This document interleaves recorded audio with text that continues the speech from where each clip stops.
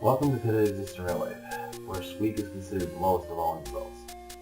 With South Park in its 20th season, I thought, as a small tribute to Trey Parker and Max Stone, I'd point out the realism in a movie both starred yet hated despite the top following than me.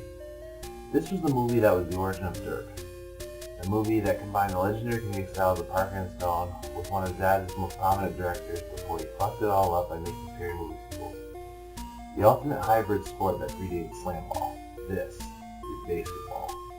Directed by David Zucker, the movie stars Trey Parker and Matt Stone as Joseph Coop and Douglas Reamer, two slackers who haven't changed in high school, which was especially sad for Coop since he's always wanted to be a sports star. After catching the third home run ball of famed baseball player Reggie Jackson. After a brief humiliation at a party they crashed, they decided to humiliate their tormentors by inventing a sport on the fly called basketball, making the rules up as they go along. After winning, they decided to make it an actual sport, which draws the attention of not only their neighborhood, but billionaire Ted Denslow, who wants to make their game into a national sport. Unlike most national sports, Denslow wants to eliminate all the BS such as trading players away, teams switching cities, and individuals squandering the names of corporate sponsorships. The things that are causing real-life sports teams lose their game. While I agree, we shouldn't bow down to any sponsors.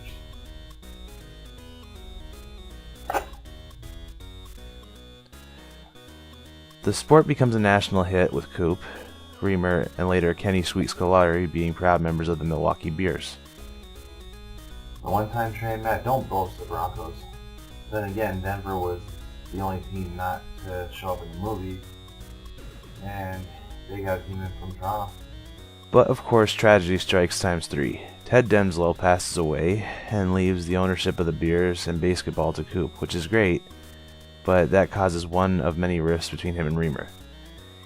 He can only have the team for 1 year unless they win the next Denslow Cup, and the head of the rival team of the Dallas Felons, Baxter Kane, plots alongside Denslow's widow, who will own the team should Coop fail, to make changes to the world of basketball.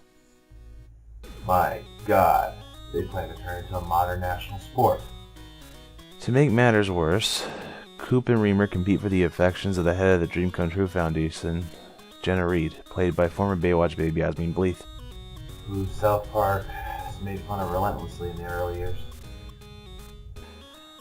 After a disaster involving Reamer's clothing line and blackmail from Baxter, Coop travels to Calcutta to fix it, putting the team at risk before they eventually make up, just in time for the final game.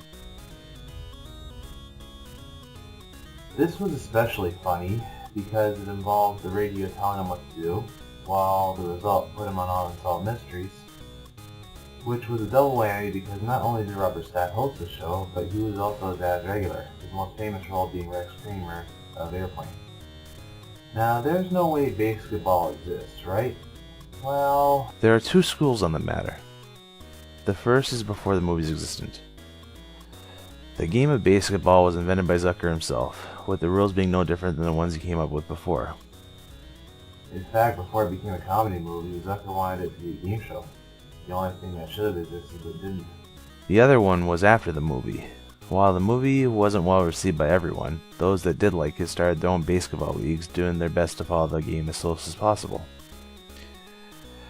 And how you play the game? First, you set up your court. The court has to be half the size of your average basketball court, with the net on one end and home plate on the other end. Then you set your bases up, the first base being on the right, the second base under the net, and the third base being on the left. The home plate must be 25 feet away from the net. You then make 9 squares. The yellow ones closest to the hoop are singles, the red ones behind them are doubles, and the blue ones behind them are triples. Then last but not least, you make 2 pads besides the hoops for bunting. Now you set up your teams. The maximum is 6 players, 3 offense, 3 defense. The offense's job is to choose a square to shoot from, and if they make the hoop, they go to the corresponding base. For example, you do a single, you run to one base. You shoot a home run, you get a home run. Whilst a bunt pass moves you to one base at a time, you can't do a home run on these. If you step outside the squares when taking a shot or miss your shot, it's an out. Much like baseball, 3 outs you lose.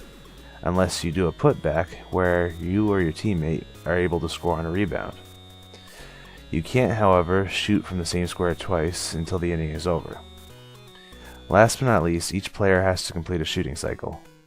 If they score a single on their first shot, they have to score a double on the next turn and a triple on their next. The defense's job is split into two groups. The first group must defend the hoop. If an offense misses their shot, the defense can make sure they can't do a putback by rebounding their shot, making their offense players who are on the base or the shooter out. Whilst the second part of the defense group is responsible for the main highlight of the game, the psych out. The psych out is a defense where the player would do everything they can to get the shooter to miss their shot. This includes verbal assault, prop play, and even gross out tactics. The only thing they can't do is physically touch the ball or the player. So there you have it. Now that you understand the game, try it out for yourselves. As usual, debate, argue, and let me know what I missed. Stay tuned for more.